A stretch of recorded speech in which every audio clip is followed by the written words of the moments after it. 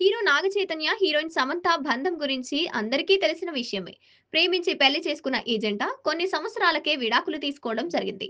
తెలుగు ఇండస్ట్రీలో సమంత నాగ చైతన్య జంట బెస్ట్ పేర్ గా నిలుస్తోందని అందరూ భావించారు. కానీ వీరి మధ్య విభేదాలు రావడంతో విడాకులు తీసుకుని ఎవరి జీవితాన్ని వారు కొనసాగిస్తున్నారు.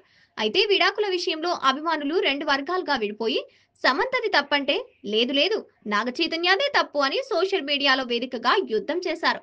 విడాకులపై నాగ చైతన్య ఎప్పుడు మాట్లాడిందే లేదు. కానీ సమంత మాత్రం తన సినిమా విడుదల సమయంలో పరోక్షంగా విడాకులపై స్పందిస్తూ వస్తోంది. అయితే వారిద్దరూ కలిస్తే చాలా బాగుంటుందని అభిమానులు కోరుకుంటున్నారు. అయితే వీరి విడాకులపై అభిమానులు రెండు వర్గాలుగా విడిపోయి విమర్శలు చేసుకుంటున్నారు. నాగ చైతన్య మరో అమ్మాయితో రిలేషన్ లో ఉన్నారని సమంత విడాకులు తీసుకుందని ఆమె అభిమానులు ఆరోపించారు. నటనకు దూరంగా ఉండాలని నాగ చైతన్య చెప్పినప్పటికీ సమంత వరుస సినిమాలకు గ్రీన్ సిగ్నల్ ఇవ్వడంతోనే ఆమె నుంచి విడిపోయానని చైతన్య అభిప్రాయం వాదిస్తున్నారు. విడాకులు తీసుకున్న తర్వాత ఇద్దరు కూడా తమ తమ జీవితాల్లో బిజీగా మారిపోయారు. విడాకులు తీసుకున్న తర్వాత ఈ జంట నేరుగా కలిసింది లేదు.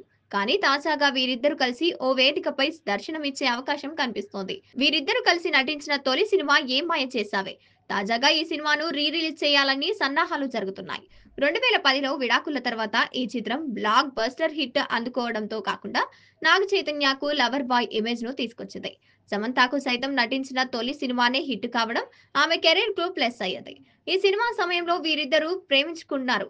అయితే ఈ సినిమా వచ్చి 15 ఏండ్లు అవుతున్న సందర్భంగా మేకర్స్ రీ రిలీజ్ కి ప్లాన్ చేస్తున్నారు. ఈ సినిమాను జూలై 18న రీ రిలీజ్ చేయబోతున్నట్లు ప్రకటించారు. దీంతో విడాకుల తర్వాత తొలిసారి వీరిద్దరూ నటించిన సినిమా ప్రేక్షకుల ముందుకు రానుంది. మళ్ళీ సమంత చైతన్య ఒకే ఫ్రేమ్ లో చూస్తామని నెటిజన్లు ఫ్యాన్స్ ఖుషి అవుతున్నారు. మరి వారిద్దరు ప్రమోషన్స్ లో పాల్గొంటారా లేదా అనేది ఆసక్తిగా మారింది.